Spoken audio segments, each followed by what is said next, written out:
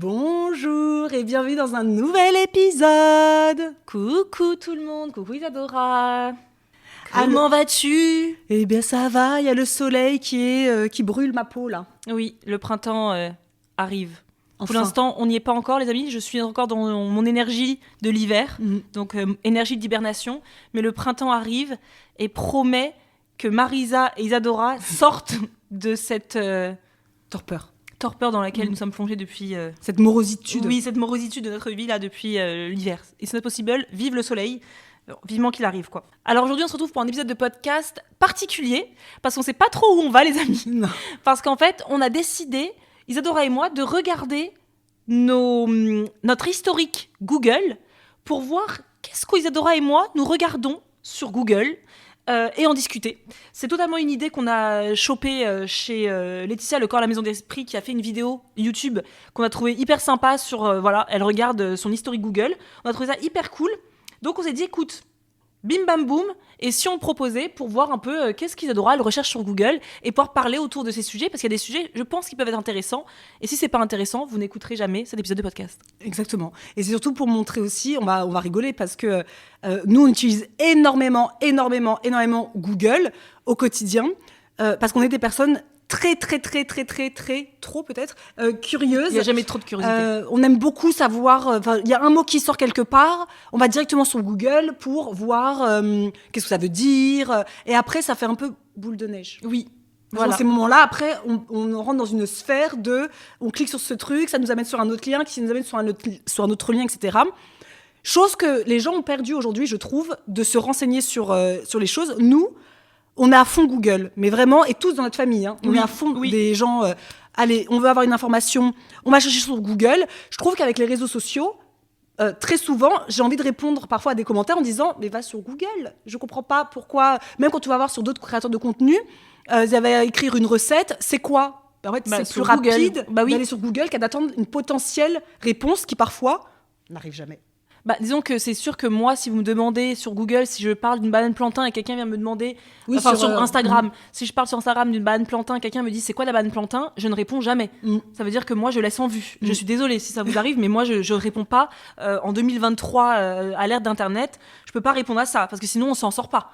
Ouais. Des questions, on y répond tout le temps sur Instagram, mais sur des sujets, me demander qu'est-ce que c'est Marisa. Je sais pas, un alloco, non, là, c'est impossible. Après, c'est vrai qu'on a grandi aussi, peut-être beaucoup d'entre vous aussi, hein, mais c'est vrai que nous, on a grandi avec le dictionnaire à la maison, où on adorait regarder les mots dans le dictionnaire, et le quid. Mais plus personne ne parle du quid. Non, c'est mort. Il est mort, le quid. Le quid est mort. Est-ce que vous connaissez le quid ? Le quid. Dites-nous si vous connaissez le quid, et si vous en avez, est-ce qu'il vous en reste un exemplaire ? Ouais, ça c'est chaud. Parce que le quid, c'est vrai que notre père, il utilisait énormément le quid.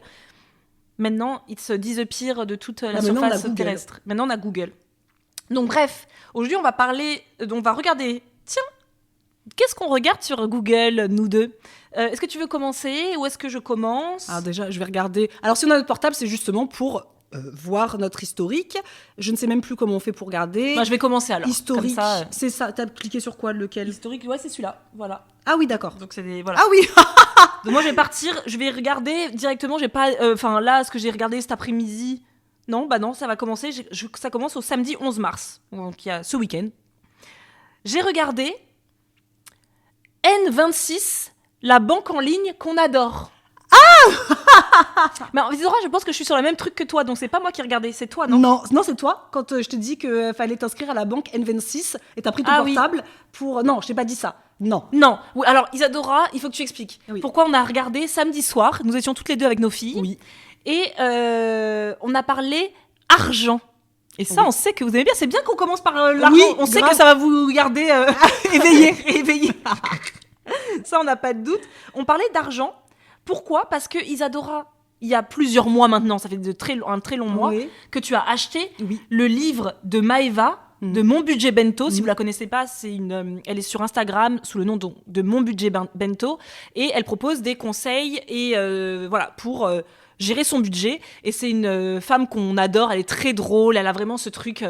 Elle n'a pas de langue de bois. Elle a pas sa langue dans sa poche, elle y va. Wow. Elle te déconstruit totalement ta façon que toi tu gérais ton budget.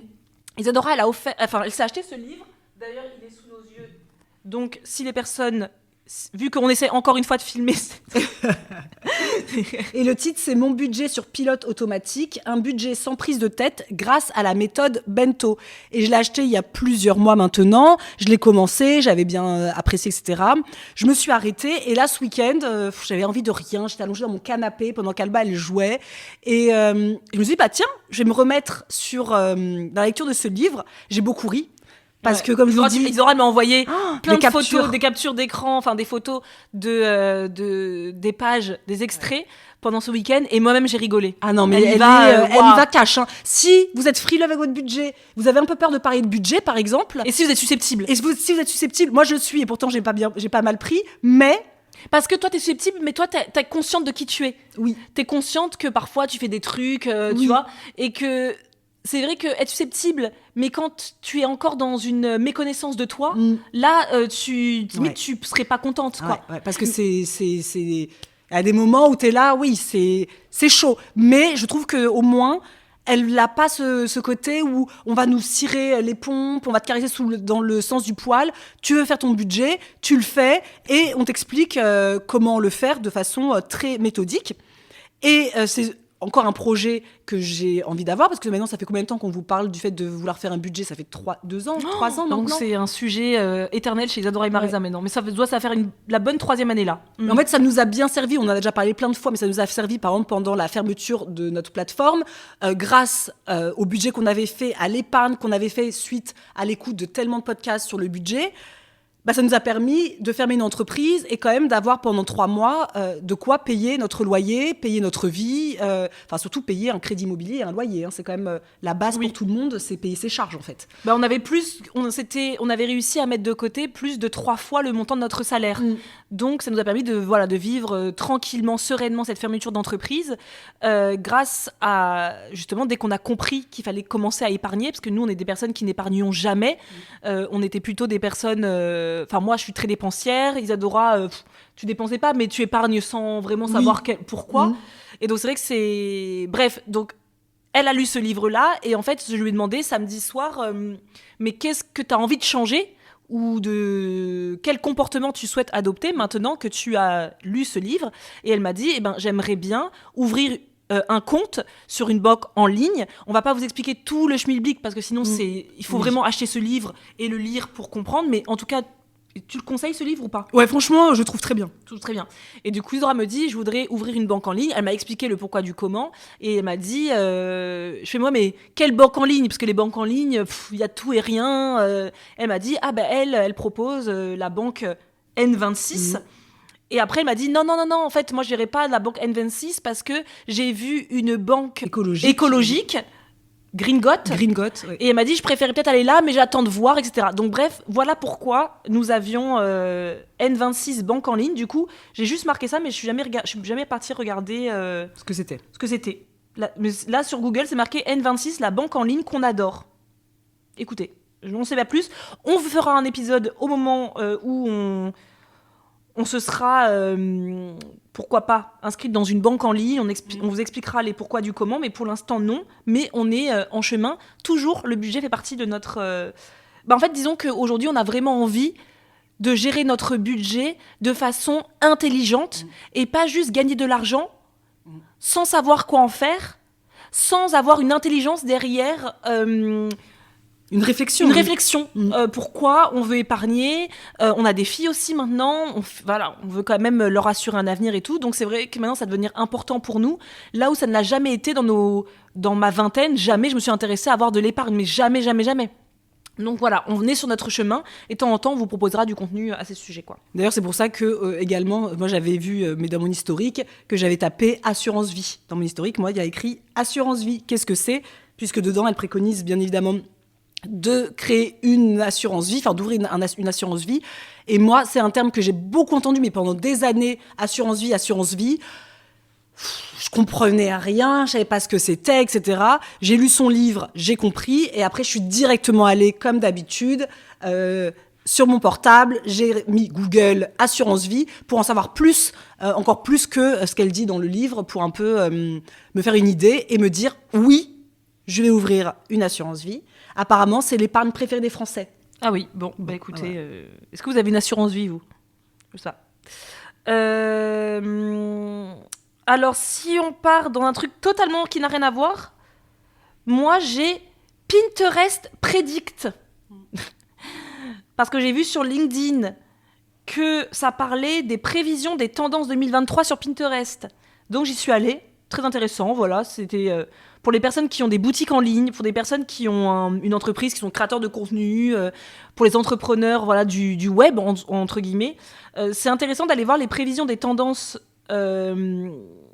du web pour 2023, parce que du coup, on peut créer son contenu par rapport à tiens, quelles sont les tendances qui arrivent. Évidemment, le but c'est pas de foncer dans une tendance sans avoir un intérêt pour cette tendance, mais si vous avez déjà une niche, c'est intéressant d'aller voir par exemple là je vois que en 2023 Pinterest Predict, c'est un dossier en fait qui s'appelle Pinterest Predict, que vous trouvez directement sur Google en mettant sur Google Pinterest Predict.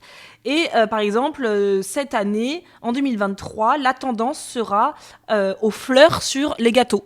Voilà, donc nous, comme on fait des gâteaux, comme on fait des contenus alimentaires, pourquoi pas aussi maintenant se dire la fleur est à la mode, voilà, pour fleurir les gâteaux. Les mocktails sont à la mode maintenant aussi, du coup les cocktails sans alcool, voilà, donc si vous faites du contenu food ou du contenu lifestyle et que vous voulez mettre à la mode, des cocktails sans alcool, pourquoi pas. Enfin bref, il y a tout un truc et je trouve ça toujours intéressant. Moi, vous savez que je pense que je l'ai dit au moins 1500 milliards de fois par année, mais je suis très fan de tout ce qui est social media, de tout ce qui est tendance du web, donc moi j'aime bien les regarder. Voilà. D'accord. Alors moi, c'est en plus, j'avais quand même oublié que j'avais cherché ça, et peut-être que tu vas pouvoir m'aiguiller, parce que je cherchais quelqu'un. Je cherchais une vidéo, en fait, précise. Donc j'ai tapé sur Google, les Noirs peuvent-ils réussir sur les réseaux sociaux ? C'est ça que j'ai tapé. Parce que il y avait une personne, mais je ne sais plus qui, une youtubeuse, on avait parlé à Karine, en plus pendant les vacances, qui avait parlé du fait que sur les réseaux sociaux, avec le marketing d'influence, plutôt vraiment le côté influenceur, c'est plus compliqué que les blancs ou les métis. Bien sûr. Et je cherchais la personne qui avait fait une vidéo sur YouTube sur ce sujet. Cerise Daily, elle en avait parlé, il me semble, en vlog, mais je ne sais plus trop. Mais il y avait une personne, une youtubeuse noire, qui en avait parlé sur YouTube, et je me suis dit, ça se trouve, Marisa, elle s'en souviendra. Mais d'abord, je voulais chercher sur Internet, et on en avait parlé un long moment avec Karine, notre grande sœur, quand elle est venue pendant les vacances. Et elle n'y connaissait rien. Elle me disait, mais moi, je suis choquée de ce que vous me dites. C'est pas qu'elle n'y connaissait rien, c'est que pour elle, elle ne pensait pas possible qu'en 2023, on puisse lui dire que nous, en tant que femmes métisses sur les réseaux, on n'aura jamais réussi à exploser. Comme on disait, en gros, si Isadora et moi, nous avions été des sœurs jumelles blondes qui faisions les mêmes contenus qu'on faisait aujourd'hui, on a totalement conscience, et c'est pas pour s'apitoyer sur notre sort, c'est juste la réalité. Sur les réseaux sociaux, on ne cartonnera pas parce que nous sommes métisses, et encore, nous sommes métisses. Mais trouvez-moi ne serait-ce que 10 influenceuses noires francophones, françaises, qui cartonnent sur Internet. Il n'y en a pas énorme. On n'est pas hyper représentés. Et Karine, elle était sidérée parce qu'elle disait, je peux pas y croire que ce soit comme ça en 2023. Mais totalement, c'est la vérité. Et je sais plus qui en avait parlé en disant, et ça c'est vraiment, c'était vraiment, et je cherche, donc si quelqu'un a déjà vu cette vidéo, de qui je parle, je ne sais pas, puisque même Google n'a pas su me renseigner pour une fois. C'était très intéressant même au niveau du marketing d'influence, quand on est payé par des marques, de se rendre compte que les blancs, quand les influenceurs blancs, quand ils ont un partenariat, ils parlent à tout le monde. Tout le monde se sent un peu blanc, concerné. Oui. Alors que mais qui a dit ça ? Je sais pas du tout, ça me saoule. Que quand c'est un noir qui va avoir un partenariat, elle est moins payée. Oui. Que pour la même audience, elle sera moins payée que la personne blanche, parce que la marque estimera qu'elle ne parle qu'aux noirs. Et donc, la cible est plus restreinte. Et j'avoue que je m'étais jamais posé la question. Et quand cette femme avait fait cette vidéo, j'avoue, j'avais été choquée de me dire « Ah ouais, vous êtes moins payés que les Blancs, alors que vous avez la même communauté égale, parce que vous êtes noir et vous parlez pas du coup à l'ensemble d'Internet, d'Internet. quoi. Et ça, j'avais trouvé ça assez incroyable. Et en plus de ça, ils n'ont pas accès non plus très souvent au même type de marque qu'un blanc. Oui, ça va être souvent bien sûr. des marques soit un peu plus, on va dire, communautaires, soit plus... ou sinon, en effet, c'est la même, mais avec une gamme de prix moindre. Et ça, c'est une réalité dont on parle très peu, puisque même les Noirs, les influenceurs noirs, quand ils vont en parler, c'est très peu, parce que aussi, ça les blesse, en fait, dans leur métier. Ah bah oui, c'est vrai que nous, on le connaît, on le vit pas comme ça, je pense, parce que nous, comme nous sommes métis, il me semble pas que les marques nous sous-payent. Oui. Parce que nous, du coup, on a une communauté qui n'est pas exclusivement noire, même si les autres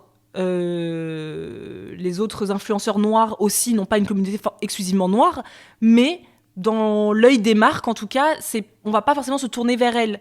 Pas autant que vers une personne blanche, tout simplement. Et ça, c'est une réalité. Mais si vous avez des ressources à ce sujet, peut-être un épisode de podcast que vous avez déjà entendu sur ce sujet, peut-être une vidéo YouTube, en effet, n'hésitez pas à nous le linker quelque part, parce que ça serait intéressant d'ouvrir un peu, justement, ce que Karine nous a dit, mais vous devriez totalement faire un épisode de podcast sur ce sujet. Mais j'avoue, je ne sais pas trop. Est-ce que c'est vraiment il faudrait faire à avec nous de le quelqu'un. faire Ouais, il faudrait avoir un invité qui vit ça, parce que nous, comme on le vit pas, ou en tout cas on n'a pas l'impression de le vivre. Oui. Ça va être toujours plus compliqué pour nous de prendre la parole sur un sujet qui, en tout cas, moi je parle du marketing d'influence dans ce monde-là. Nous, on n'a pas l'impression. Et je ne crois pas, en tout cas, ça fait des années qu'on est sur les réseaux. J'ai pas cette impression que parce qu'on a cette couleur de peau, on est moins payé que les autres. En revanche, on sait, ça on se l'a déjà dit plein de fois, que si on était des jumelles blondes, etc., sur les réseaux avec le même type de contenu, disons qu'il y a 6 ans, on aurait cartonné. Ouais. Voilà, aujourd'hui, c'est sûr que non, parce qu'aujourd'hui, on est tellement nombreux que c'est compliqué quand même de sortir son épingle du jeu. Mais à l'époque, quand on a commencé, il y avait personne qui faisait des retours de course Lidl. Il y avait qu'Isadora et moi, hein, donc on aurait pu percer de fou, mais on ne l'a pas fait. Et au bout d'un moment, on sait aussi que c'est pas forcément que la couleur de peau. Il y a plein d'autres paramètres, mais on sait que ça joue aussi complètement. Et il faut juste être conscient des choses. C'est pas le fait de faire ouin-ouin, c'est juste se le dire et de dire ok, on est ok avec ça. On va jamais nous performer de fou. C'est comme ça et voilà, c'est notre chemin à nous, quoi. C'est tout. Donc voilà. Moi, je peux continuer sur. Alors là, j'ai tout un truc un historique que de livres. Ah oui. C'est que des recherches de livres, parce que j'ai demandé sur Instagram il y a quelques jours que vous me donniez des idées de romans de littérature japonaise, puisque là, pour le mois de mars, avec le book club, peut-être que sur Instagram, ils le savent, enfin sur le podcast, ils le savent pas. Qu'on a un book club ? Qu'on a un book club. Ah si, je pense qu'on avait déjà parlé, non ? Je sais pas. En tout cas, je veux dire Instagram, podcast.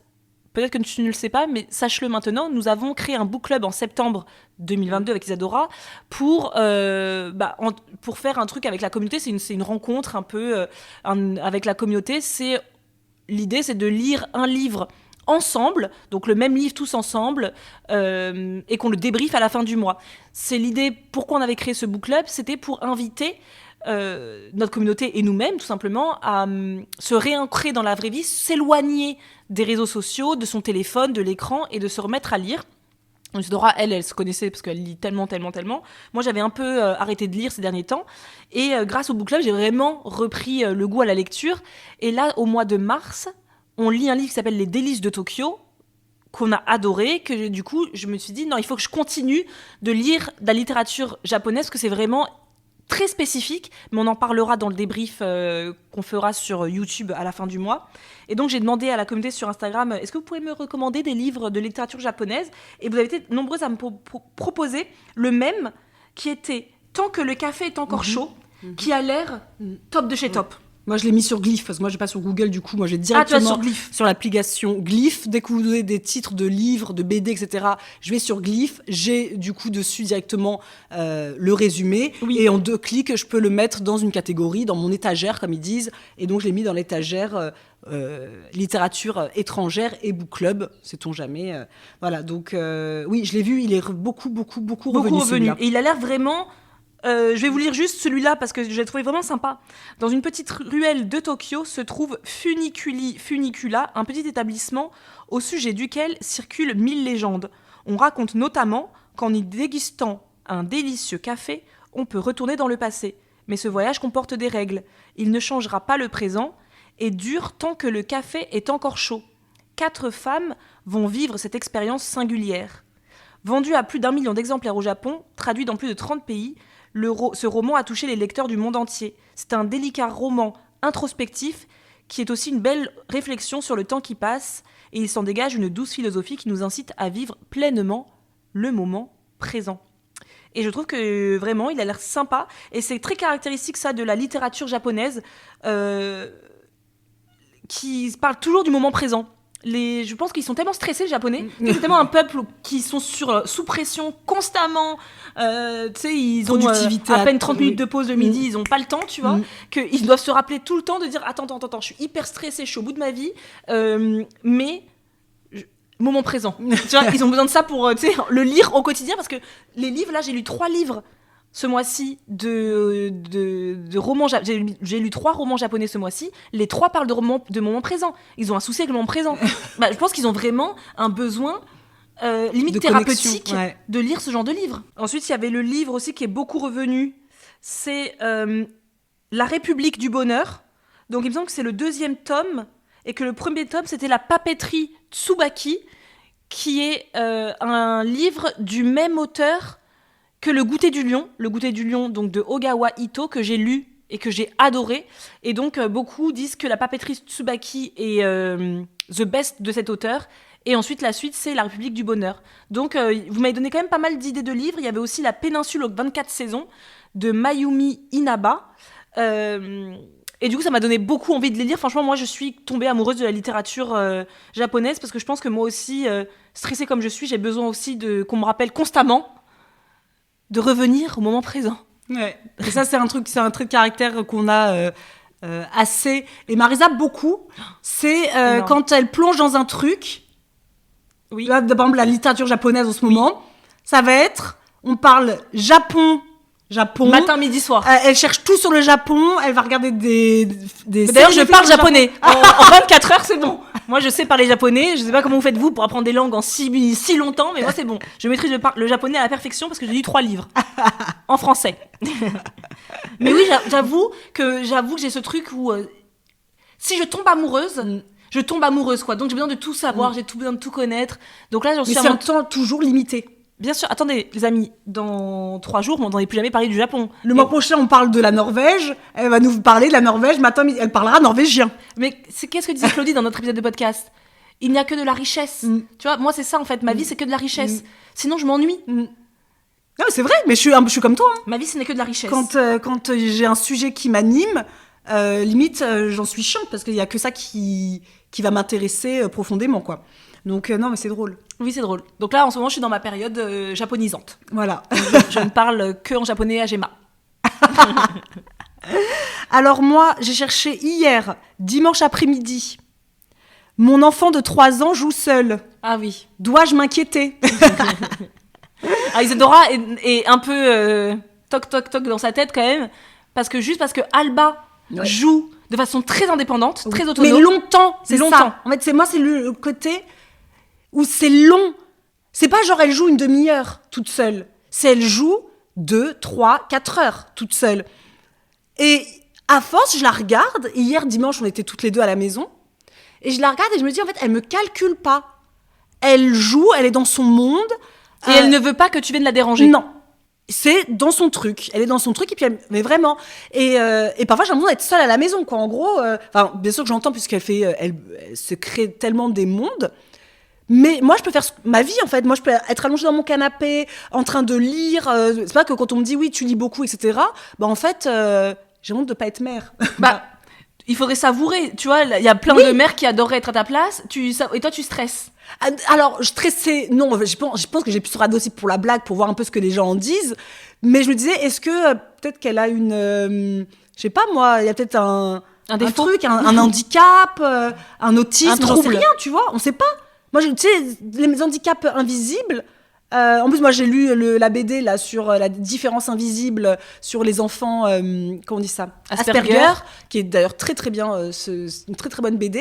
Bah, tu te dis, c'est invisible, tu vois. Oui, bien sûr, c'est invisible, mais le fait est que Alba, elle parle de façon, tu vois, sur son évolution est totalement normale pour une enfant de son âge. Elle parle, elle marche, elle communique avec les autres enfants, elle communique très bien avec les adultes, elle est intéressée, elle est curieuse. Elle est curieuse. Pour moi, c'est juste une enfant qui aime beaucoup, en effet, jouer seule. Oui. Mais en fait, quand t'as beaucoup de mères, dont moi, sont jalouses. Mais quand t'as pas de repères. Nous, on n'a personne dans notre entourage qui a des enfants de l'âge d'Alba. Oui. On n'a pas d'amis qui ont des enfants. Oui. Ou sinon, c'est tout petit. Donc, tu vois, on baisse, il est tout petit encore. Il est encore trop petit. Donc, moi, j'ai jamais grandi, tu sais, on n'a jamais évolué avec des petits. Non. Donc, je sais pas trop ce que font les enfants. Et surtout, en plus, quand tu es sur Instagram, et que sur Instagram, t'as l'impression... C'est un truc aussi beaucoup que je vois sur Instagram, c'est...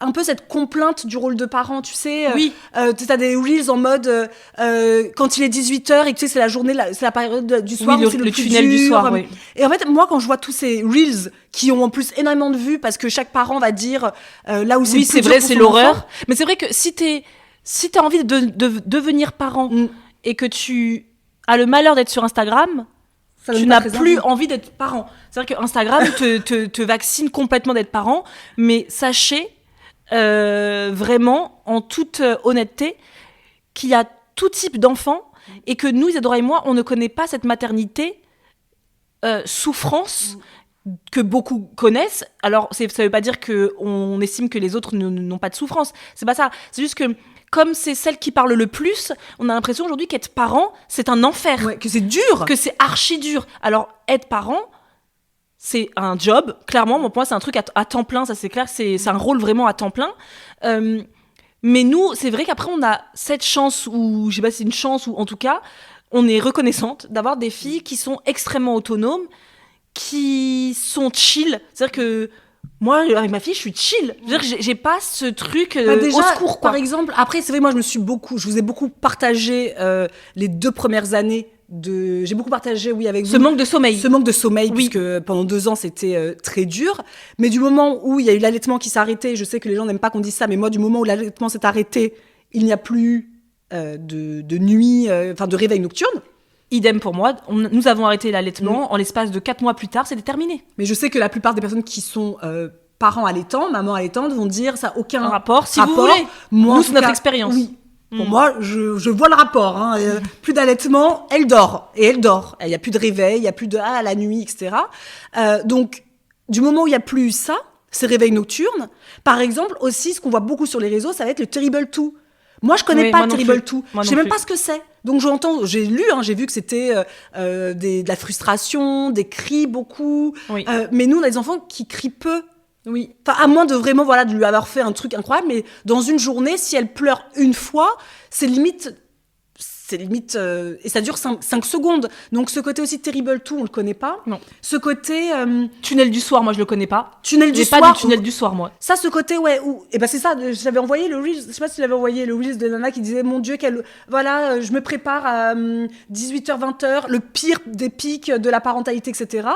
Moi, 18h, 20h, c'est le moment chill. C'est chill. Mais après, moi, je peux comprendre parce que nous, on a la chance d'avoir... la chance. Vous savez que je déteste ce mot, mais on a créé une vie où on est très présente pour nos filles. Donc, c'est-à-dire que nous, le soir, il y a beaucoup de parents, quand ils rentrent du travail à 18h30, 19h, ils ont passé une journée au travail, ils sont HS. Et comme pour beaucoup de parents, dont nous on fait partie aussi, c'est vrai que quand t'as passé une journée à travailler toute la journée et savoir que ta deuxième journée commence quand t'as ton enfant qui arrive, parce que c'est fini le moment où après ta journée de travail t'es chill en train de regarder Netflix, c'est terminado, tu sais très bien que t'as Deuxième journée commence, et c'est vrai que quand t'as passé une journée avec des clients ou des collègues que tu supportes pas, que t'as vu beaucoup de monde, que t'es peut-être resté debout pendant X temps, tu rentres le soir à 18h30, 19h, et tu dois donner à manger à ton enfant. Tu dois lui donner le bain. Tu dois jouer avec lui. Et en fait, comme t'as pas envie de jouer, qu'est-ce qu'il fait l'enfant ? Il te sollicite, toi t'es énervé, lui il est énervé, et on appelle ça un tunnel du soir. Mais nous on n'a pas ça parce que nous on a la chance d'être très souvent avec nos filles, et le soir on va les chercher tranquillement vers 17h chez leur nounou ou chez nos parents, et de 17h, nous elles vont au lit assez tard quand même nos filles, pas avant 21h, 21h30, enfin non. On les met au lit à 20h30, elles ne dorment pas avant 21h30, mais de 17h à 20h30, on a 3h30 qu'avec elles. Ça veut dire qu'elles savent que on est dispo, parce que nous, on a un métier qu'on aime énormément, donc on se sent pas... Oh mon Dieu, maintenant, il faut en plus... Alors, on se le dit. On se le dit parfois. Parfois, on se dit... Quand on a vécu une grosse journée. Ouais, on se dit, maintenant, il faut être mère. Là, faut être mère. Maintenant, il va falloir être mère. Mais à chaque fois, je me dis ça, c'est vrai que quand on rentre à la maison avec ma fille, déjà, elle me calcule pas. Enfin, après avoir fait son gros bisou, etc., elle me calcule pas. Jusqu'à ce que je lui dise d'aller à table. Donc, de 18h à 19h30... je n'ai pas ma fille avec moi. Moi, je suis allongée dans le canapé en train de bouquiner. Donc, si j'ai écrit ça sur Google, c'était parce que quand je vais sur les réseaux et que je vois cette difficulté, en tout cas ce que je vois comme une difficulté à être parent d'enfants de l'âge de ma fille, donc entre 3, 4 ans, 5 ans, j'en vois même de 7 ans, comme j'ai pas connu ça, et en plus de ça, j'ai le recul de ma belle-fille, par exemple, que j'ai eu dans ma vie, elle avait 7 ans, qui a toujours été si facile. D'ailleurs, c'est grâce à elle que j'ai voulu avoir un enfant, parce que si j'avais eu autre chose, un enfant, je sais pas moi, turbulent ou quoi, ça se trouve, ça m'aurait peut-être aussi vacciné. Mais ma belle-fille a toujours été une enfant si calme, si polie, si mignonne. Pour moi, c'était limite, c'est ça, être un enfant. Oui, tu vois. Oui. Et que je vis ça aussi avec ma propre fille. Bah, parfois je me pose des questions, et d'ailleurs quand ma grande sœur était là, c'était pendant les vacances là, je lui disais mais tu trouves ça normal toi qu'elle nous calcule pas, qu'elle joue, qu'elle se crée des mondes. Bon, elle me dit qu'elle c'était pareil pour son fils, notre neveu, donc vu comme est mon neveu, je me dis bon il y a peu de soucis, mais voilà, c'était un truc que j'ai cliqué parce que je voulais savoir, et la réponse est non, je ne dois pas m'inquiéter, c'est la réponse que j'ai trouvée sur Google. Non, oui, parce que c'est juste que tu as une fille qui aime beaucoup... En fait, elle est en sécurité. Tu es là. Tu serais pas là, elle jouerait pas seule. Tu es là. Elle dit, maman est là, elle n'est pas loin. Soit t'es là dans le canapé, soit t'es dans la cuisine, soit t'es dans le salon. Pour elle, elle est totalement en sécurité. Donc, elle est dans son monde. Et elle se crée vraiment un imaginaire. Ah, mais et d'ailleurs, si tu regardes sa numérologie... Oui, c'est vrai. Nous n'avons pas encore parlé de numérologie sur ce podcast. Oui. Cela va bientôt tarder. Ne va pas tarder. Désolée pour les personnes qui estiment qu'on commence à faire de la sorcellerie quand on en parle et que ça devient... On file un mauvais coton. J'estime pas qu'on file un mauvais coton, parce que nous sommes tellement curieuses qu'on aime tout savoir. On aime tout savoir. Et en quoi ça fait du mal à personne, tu sais, de dire attends, je suis quel numéro, voilà. Après, on fait pas de prosélytisme non plus. Non, c'est pour nous, ça nous... Est-ce que ça nous réconforte, est-ce que ça nous fait du bien? Je pense que c'est ça fait un petit doudou. C'est quelque chose qui te rassure un peu, voilà. Et Alba, son numéro, je sais pas comment on dit, c'est pas le numéro qu'on dit en numérologie, je sais plus comment on dit. En numérologie. Sa racine? Non, c'est pas sa racine. Ça, je sais plus. En tout cas, elle, c'est la créative, l'imaginative, l'autonome, l'idéaliste, l'utopiste, l'empathique. Donc pour moi, que ma fille, elle, quand on avait fait sa numérologie, au début, on avait du mal à voir, parce qu'au début, Alba était une enfant très tout feu tout flamme. Ouais. Plutôt très drôle, plutôt une enfant un peu voilà, qu'aujourd'hui Alba s'est totalement assagie. Alba est une enfant très calme, elle nous a fait voir la misère pendant 2 ans, et depuis elle est devenue alors toujours très active, mais calme, ouais. Elle est pas là je veux dire, moi je me disais Isadora va en voir mais des vers des départs jusqu'à son adolescence. Dit, pendant longtemps, oui. Alors que Gemma était une enfant très calme. Gemma, c'est-à-dire que c'est une enfant qui ne bronchait pas. C'était vraiment un bébé par une enfant. Un bébé. J'étais limite jalouse, quoi. Ah, mais Isadora était jalouse, parce que c'était un bébé, tu pouvais la poser là, elle dormait pendant 3 heures, 4 heures d'affilée dans le canapé, elle bronchait rien. Et c'est drôle parce que sa numérologie, elle, c'est le même signe que Omar Sy. Donc elle, c'est L'humour, c'est celle qui veut toujours faire rire l'auditoire, etc. Et moi, je voyais pas du tout ma fille comme ça. Je me disais, je vois pas du tout. Et aujourd'hui qu'elle grandit, Gemma est totalement la petite fille qui a envie de faire... elle veut toujours faire rire. Elle est toujours en train de faire des petites... je sais pas. Elle est drôle. Moi, elle me fait rire. Et ce qui est drôle aussi, c'est que Alba, qui était très collée à moi, petite... Ouais. Toujours collée, si vous vous souvenez des vlogs où j'avais toujours ce bébé en portage parce que madame ne voulait jamais être posée si elle n'était pas collée à moi. Aujourd'hui, elle a une distance avec moi qui est assez... alors, elle va faire des câlins, bien sûr, etc. Oui. Mais elle n'a pas ce besoin de moi comme elle avait ce besoin de moi quand elle était toute petite pendant l'allaitement, etc. A contrario, Gemma qui... petite, elle était bien là où elle était, quoi, facilement, elle pouvait dormir là, etc. Moi, ça m'a toujours fascinée parce que j'ai tellement pas connu ça que j'étais en mode, mais pourquoi ? Elle a plus besoin de toi aujourd'hui. Elle est très maman. Ah oui, elle est très très maman, Gemma. Ouais. Elle est très très maman. Et ça, c'est drôle. C'est très drôle. Des trucs que tu te rends...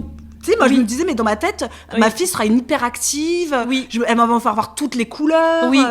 Et en fait, pas du tout. Et moi, j'ai l'impression que c'est ma fille qui va me faire voir de toutes les couleurs. C'est une enfant qui a beaucoup, beaucoup d'énergie, ça c'est sûr, qui parle du matin au soir. Même maman, hein, quand elle a Gemma, dès que j'arrive à la maison, elle me dit « Ta fille n'a pas arrêté de parler depuis qu'elle est réveillée ce matin. » Qu'elle ne dit jamais ça d'Alba. Jamais. Alba ne peut ne pas parler parce qu'elle se parle toute seule. Elle parle toute seule, Alba. Que Gemma parle non-stop. Samuel dirait « Elle essaie de qui te tenir. » Mais j'ai l'impression que parfois, je me dis « Mais tu t'arrêtes pas de parler ?» Enfin, je veux dire, t'es réveillée depuis je sais pas quelle heure, tu n'as pas arrêté de parler. Pas un moment de stop, quoi. Qui vient me délivrer. Papa, maman, vous pouvez voir Gemma. Ah bah oui. Ah, là, un truc trop drôle, c'est... Dit-on, je vous partage ou je partage avec vous Ça, c'est vraiment le truc... Disons que la vérité, c'est que moi, je ne savais pas qu'on ne disait pas « je vous partage ». C'est une phrase que nous avons dite depuis 6 ans sur YouTube, tout le temps, sur Instagram, tout le temps. Qu'aujourd'hui, j'ai appris qu'on ne dit pas « je vous partage », mais « je partage avec vous », parce qu'on partage quelque chose avec quelqu'un. Aujourd'hui, quand j'entends « je vous partage », je pourrais gifler la personne en face. Oh purée. Et moi, j'ai encore du mal à ne pas le dire. Moi, je suis encore en train de dire « je vous partage » et je reprends ma phrase « je partage avec vous ». J'ai encore du mal. Oui, non, mais c'est vrai que c'est archi horrible ce que je dis parce que c'est la vérité. Je peux plus entendre ce je vous partage. En revanche, j'ai tendance à le dire aussi et à me reprendre. Oui. Mais ça sort quand même de ma bouche. Oui. Mais je ne peux plus l'entendre. Quand je vois je vous partage, je me dis it's not possible qu'on dise ça encore en 2023. La meuf le dit encore en 2023. Et sachant que c'est les abonnés qui nous ont dit les filles, on dit pas je vous partage. Bien sûr. Et que moi j'étais là, ah bon que dit-on? Et donc en effet, on dit je partage. Ces deux formules sont « je vous partage mes souvenirs », c'est incorrect. Cela reviendrait à dire « je partage à vous ». J'avais envie de partager à vous, ce qui est inconcevable. Donc on dit « je partage avec vous mes souvenirs ». C'est quand même... Enfin, on a fait des études de lettres, etc. Je n'ai jamais entendu ça de ma vie. J'ai 35 ans aujourd'hui. Je n'avais jamais entendu qu'on ne disait pas « je vous partage ». Mais c'est comme on ne dit pas non plus... Je sais pas, t'avais entendu parler de ça aussi. Ça, c'était l'année dernière que j'avais entendu... Enfin, même l'année d'avant... qu'on dit pas belle journée. Moi, je dis toujours belle journée à la fin. Moi aussi, je dis toujours. J'adore dire belle journée. Et en fait, c'est quelque chose qui ne se dit pas. Tous mes mails. Donc, il y a des expressions qu'on pense à tort élégantes, celles que l'on reprend par mimétisme. L'épineuse question de l'accord du parti blablabla. Donc, il en va des mails comme des tenues vestimentaires. Ou des nanana. Ah, attendez, je vais trop loin. Les nanana. L'accord du participe passé, on va pas truc. Les expressions qui tuent. Donc, attention, breaking news, je vous partage le document, ne se dit pas. Donc là, c'est ce que je viens de dire. De même, les très utilisés, je vous fais un retour. Prenez ça comme de la culture générale. C'est un épisode de podcast qui vous fera permettre de vous élever un peu. Qui vous permettra. Qui vous fera permettre. Ah, j'ai dit ça, j'ai envie de te gifler. J'ai envie de te gifler fort. Qui vous permettra de vous élever un peu. Je vous fais un retour ou je reviens vers vous, phrase que je dis, je reviens vers vous tout le temps, on dit pas, sont à proscrire, car impropres. Je reviens vers vous, en résumé, ils ne veulent rien dire. Je reviens vers vous, moi je dis tout le temps. Sachez qu'on amène une personne, mais qu'on apporte un objet. On ne dit jamais manger, mais déjeuner ou dîner. Hein ? On ne dit jamais manger, mais déjeuner ou dîner. Ouh là là, c'est parti trop loin là. De même, qu'on ne vient pas sur Paris, mais à Paris. Oh purée. J'ai écrit un message l'autre fois en disant on monte sur Paris. Ah ouais, ben non. Fin de mail, éviter la chute libre. C'est la question shakespearienne moderne. Chuter ou ne pas chuter, telle est la question. Persuadés de l'élégance de la formule, beaucoup terminent leur mail d'un emphatique bien à vous, qui signifie littéralement tout à vous, je vous appartiens. À éviter donc, ainsi que les sentiments avec mes meilleurs sentiments d'une femme vers un homme. Le cordialement conviendra mieux. Ah, moi, j'ai toujours bien à vous. Quand c'est pour des à mon imprimeur, etc. Oui, bien à vous. Toujours dire voilà. bien à vous. À enterrer définitivement, en revanche, le florissant « belle journée ». Employé à toutes les sauces, qui non seulement ne se dit pas dans un mail business, parce qu'il marque une intrusion dans la vie privée, comme bon week-end ou bonne soirée. Dans un mail formel, à bientôt équivaut carrément à bon bah salut. Oh, c'est abusé maintenant. Ah, moi, je suis désolée, mais donc comment on conclut une missive dans un mail? Je vous prie de bien vouloir agréer. Non mais en 2023 on peut pas parler comme ça. Ou dans l'attente de votre réponse. Non. Ou sinon c'est un simple merci peut suffire. Nous sommes preneurs d'autoproposition. Moi, j'écris, alors pour toutes les personnes qui ont reçu un mail de ma part depuis toutes ces années, je termine toujours par belle journée et bisette. Bisette doit être donc aussi à proscrire. Ah bah bisette, c'est abusé, alors que moi, je parle à ta communauté, oui, c'est à mes clients, et moi, j'aime mes clients. Bah, j'ai toujours que bisette si c'est pas une personne qui me parle comme si j'étais une abonnée. Moi, toujours, depuis des années, j'écris. Quand quelqu'un me demande coucou Isadora, voilà, j'aimerais savoir quel est mon numéro de Oui, mais si elle te dit Isadora, c'est une abonnée. Si c'est une personne qui ne te connaît pas du tout, je mettrai jamais bisette. Mais en même temps, nous, ça nous arrive pas. C'est des gens qui nous connaissent pas du tout, qui nous envoient un mail. À l'époque de Snackies, il y a des gens qui pouvaient s'être inscrits à Snackies sans nous connaître du tout. Attends, je mets bisette. Si c'est écrit, par exemple, Marie Chantal qui me vous voit tout le long, jamais j'écris bisette. Bien sûr. Si c'est la personne qui nous dit coucou les filles, parce que c'est souvent ça, la plupart des mails, c'est de SAV qu'on a, c'est plus coucou les filles, est-ce que je pourrais avoir mon numéro de suivi? Et donc là, j'ai toujours écrit belle journée bisette. Oui. Si c'est Marie Charlotte qui me met des vous partout, oui, faut éviter ou quand je sens qu'il y a un âge derrière, un âge plus âgé que le mien, et que tout est en vous avec des mots très pompeux, j'écris pas belle journée bisette. Moi, j'écris toujours je reste à votre disposition. D'accord. Voilà. Okay. Est-ce qu'on a le droit de dire ça? Je reste à votre disposition. Je sais plus. Parce que je me mets à disposition. Qu'a-t-on le droit de dire aujourd'hui? Je me mets à disposition de la personne, donc ça se trouve, je n'ai pas le droit de le dire. Je sais pas. Je sais pas. Voilà quoi.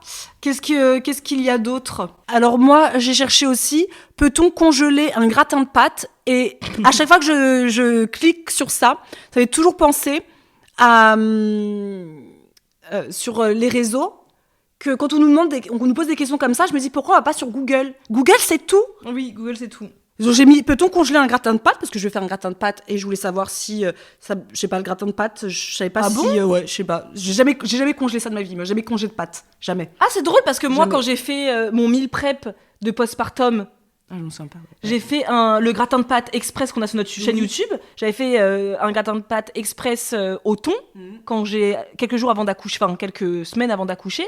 Et d'ailleurs, la première photo que j'ai postée après l'accouchement, quand je suis rentrée chez moi, c'était ma photo de dire j'ai pu réchauffer mon gratin de pâtes que j'ai décongelé, quoi. Ah ouais, non, tu vois, moi j'ai jamais congelé. Jamais congelé de pâtes. Ah, c'est drôle ça. Je congèle plein de trucs, mais alors les pâtes, ça m'est jamais. Non, ça. En même temps, le gratin de pâtes, généralement, ça me fait la semaine. C'est rare que j'ai besoin de le congeler. Ah oui, d'accord. Et là, comme je voulais en faire beaucoup, je me suis dit, je vais voir si je peux le congeler. Et la réponse est là. Et là, je me suis dit, Google, c'est tout.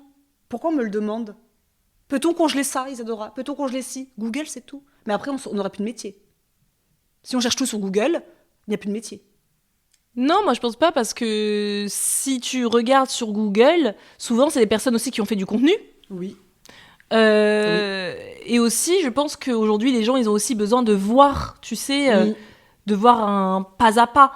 Parce que tu vas dire oui, congelé, mais comment, dans quoi, est-ce qu'on doit congeler dans du plastique? Après, tu sais, c'est boule de neige, tu te retrouves à regarder ouais, c'est vrai. Donc bon. Non, mais un gratin de pâtes, bien sûr que ça se congèle. Ouais. Tu vois, moi, j'ai cherché.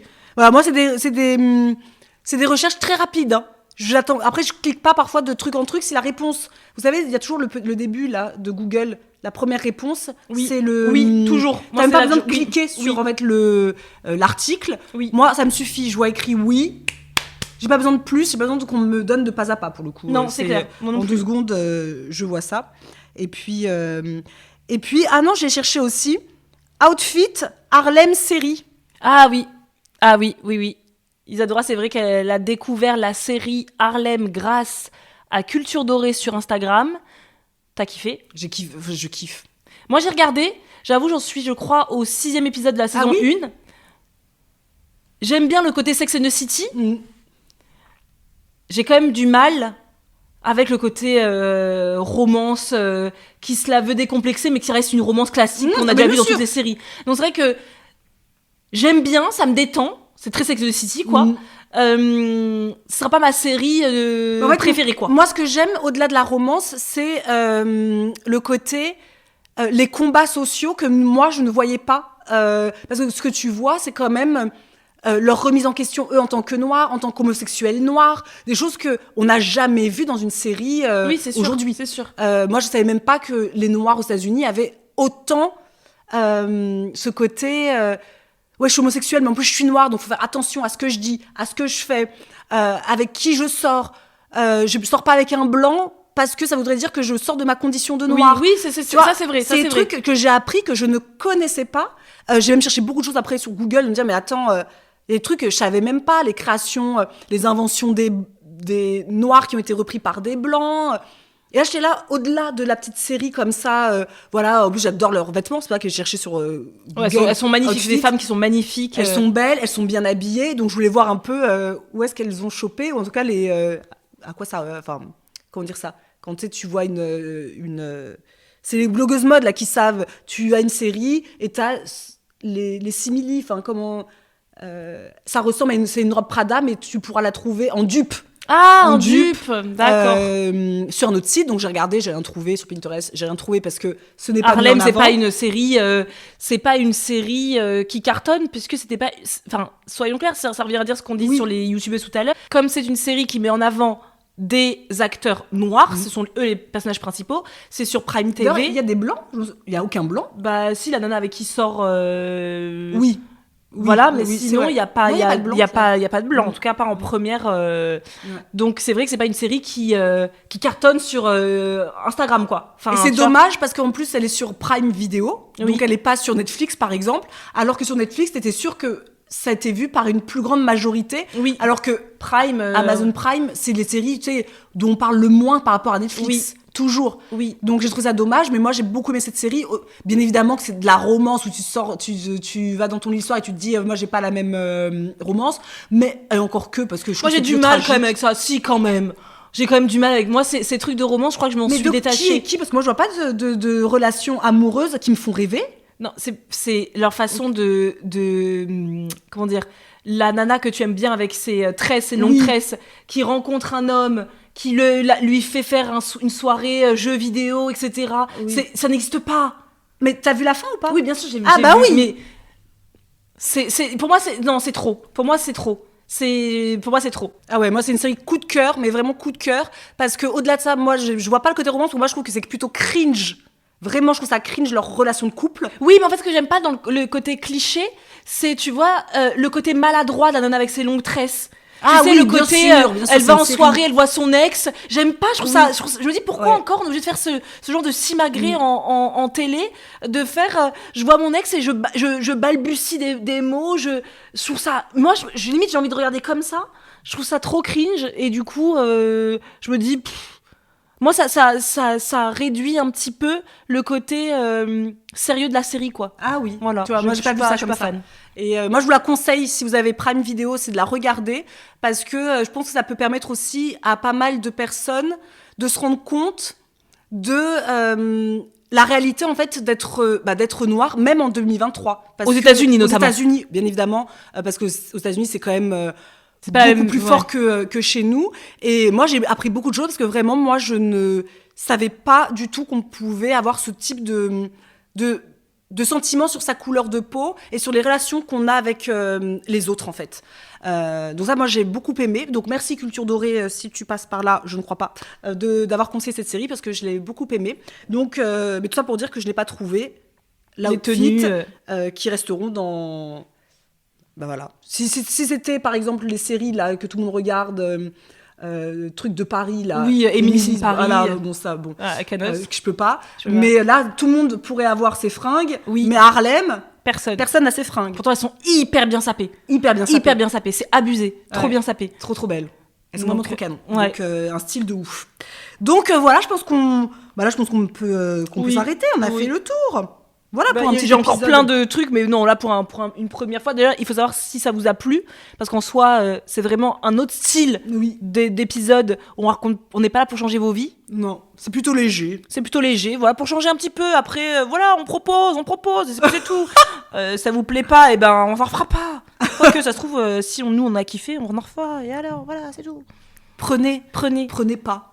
Arrêtez, c'est parce que si on était chiante, mais je suis sûre que non.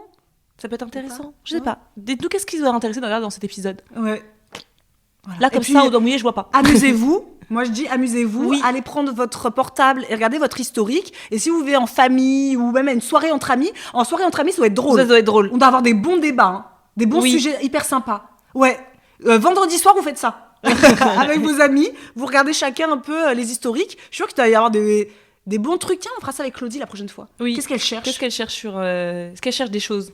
Avec Bess, on fera ça. Qu'est-ce que tu cherches Qu'est-ce que tu cherches sur Internet? C'est hyper intéressant et ça fait des bonnes, je trouve, des bons sujets de conversation, parfois légères et parfois un peu plus profondes. Voilà. Voilà. Bon, allez. Eh bien, merci d'avoir écouté cet épisode. On se retrouve très prochainement pour un autre épisode. Peut-être que celui-ci changera votre vie. On ne sait pas encore. On n'a pas de recul, nous n'avons pas de rétro-planning. Donc, on se dit on vous souhaite une bonne journée. Et à très bientôt. À plus.